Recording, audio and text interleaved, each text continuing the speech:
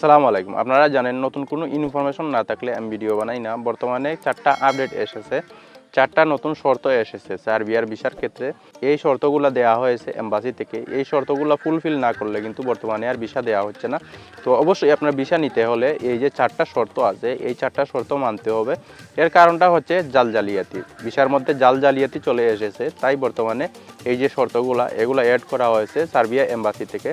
তো অবশ্যই এগুলো আপনাকে মানতে হবে, তার আগে আপনাকে জানতে হবে এই যে শর্তগুলো আছে এগুলো কিন্তু আপনাকে ফুলফিল করতে হবে। তো মূল ভিডিওতে যাওয়ার আগে আপনাদের বলে নেই, এরকম ইনফরমেটিভ ভিডিও কিন্তু আমার চ্যানেলে প্রতিদিন আপলোড হচ্ছে। আপনারা যদি মিস না করে চান তাহলে অবশ্যই চ্যানেলটিকে সাবস্ক্রাইব করে রেখে দিন। ফিরছি ইন্টু 4। 4টা শর্তের মাঝে প্রথম যে শর্তটা আছে সেটা হচ্ছে যে পাসপোর্টের মেয়াদ। অবশ্যই পাসপোর্টের মেয়াদ এখানে আপনার 18 মাস থাকতে হবে। 18 মাস যদি না থাকে তাহলে কিন্তু আপনি ভিসার জন্য অ্যাপ্লাই করতে পারবেন না। তো এটা আমি প্রথম থেকে বলে এসেছি, আমি অনেক দিন আগে থেকে কিন্তু বলে আসতেছি যে আপনারা একটা নতুন পাসপোর্ট করেন, ম্যাক্সিমাম 2 বছর রেখে এটা আপনি এম্বাসিতে সাবমিট করেন। তার কারণটা হচ্ছে ভিসা পেতে কিন্তু অনেকটা লেট হয়ে যায় অনেক সময়। তো এর জন্য অবশ্যই আপনার যে পাসপোর্টটা আছে এটার নতুন একটা পাসপোর্ট যদি হয়ে থাকে তাহলে ভিসা পাওয়ার ক্ষেত্রে কোনো রকম ঝামেলা হবে না। দেখা গেল ভিসাটা যখন পেতে গেলেন তখন দেখা গেল পাসপোর্টের মেয়াদ 1 মাস অথবা 2 মাস অথবা 3 মাস থাকলো, তখন আর কিন্তু আপনি প্রবেশ করতে পারবেন না। যে কোনো দেশে প্রবেশের আগে কিন্তু পাসপোর্টের মেয়াদ ম্যাক্সিমাম 6 মাস রাখতে হয়। তো এই যে ক্রাইটেরিয়াটা আছে এটা কিন্তু নিয়ে এসেছে সার্বিয়া এম্বাসি। তো অবশ্যই আপনার 18 মাস থাকতে হবে। তো এইগুলো প্রথম যে শর্ত এইটা। তো দ্বিতীয় যে শর্তটা আছে এটা বলার আগে যে বিষয়টা আপনাদের বলবো সেটা হচ্ছে যে এই যে ক্রাইটেরিয়াগুলো আছে এগুলো কিন্তু ফুলফিল করতে হবে। ডি ক্যাটাগরি যে ভিসাগুলো আছে ওইগুলোর ক্ষেত্রে অন্যান্য ভিসা যদি হয়ে থাকে তাহলে কিন্তু এই ক্যাটাগরিগুলো প্রযোজ্য হবে না।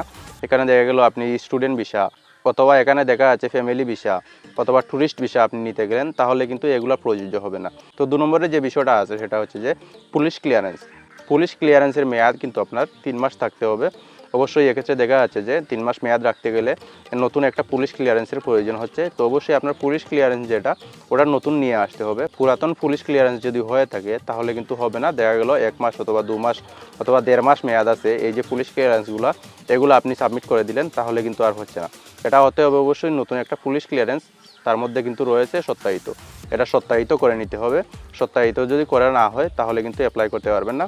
অবশ্যই এই বিষয়গুলো আপনার যে এজেন্সি আছে যে এজেন্সি থেকে প্রসেসিং করবেন ওই এজেন্সি কিন্তু আপনাকে বলে দেবে। তো 3 নম্বরে যে বিষয়টা আছে সেটা হচ্ছে যে পিসিসি অ্যাপোস্টিল স্টিকার।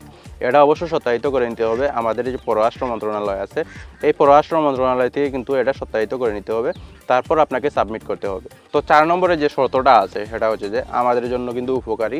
এখানে দেখা যাচ্ছে যারা প্রার্থী আছেন যারা যাত্রী আছেন তাদের ক্ষেত্রে কিন্তু এটা উপকারী। অবশ্যই এটা করে নিতে হবে। আমি কিন্তু অনেক আগে থেকে বলে আসতেছি যে আপনারা চুক্তি করেন, যে কোনো এজেন্সির সাথে লেনদেনে যাওয়ার আগে একটা চুক্তিপত্র করে নেন। এটাই কিন্তু চাচ্ছে বর্তমানে এম্বাসি। এটা কিন্তু আপনাদের করে নিতে হবে। আপনার যে এজেন্সি আছে যে এজেন্সি থেকে প্রসেসিং করবেন ওই এজেন্সির সাথে কিন্তু তার যে লাইসেন্স নাম্বার আছে আরএল নাম্বার আছে অথবা অন্য যে কোনো লাইসেন্স নাম্বার আছে এই নাম্বার দিয়ে কিন্তু আপনার একটা চুক্তিপত্র থাকতে হবে স্টাম্পের মধ্যে। এটাই কিন্তু চাইতেছে বর্তমানে এম্বাসি। এই যে চুক্তিপত্রটা আছে এটার একটা কপি অথবা মেন কপি আপনাকে সাবমিট করতে হবে। অবশ্যই তার যে লাইসেন্স আছে সরকার থেকে প্রদানকৃত যেই লাইসেন্স আছে ওই লাইসেন্সের নাম্বার দিয়ে কিন্তু আপনার একটা চুক্তিপত্র থাকতে হবে। ওই চুক্তিপত্রটা কিন্তু আপনাকে সাবমিট করতে হবে। অবশ্যই আপনার যে পাসপোর্ট আছে এই পাসপোর্টের সাথে এই যে ডকুমেন্টটা আছে এটা কিন্তু সাবমিট করতে হবে, তাছাড়া কিন্তু আপনি ভিসা অ্যাপ্লাই করতে পারবেন না। তো এই ছিল মোটামুটি আজকের আয়োজন। আসসালামু আলাইকুম।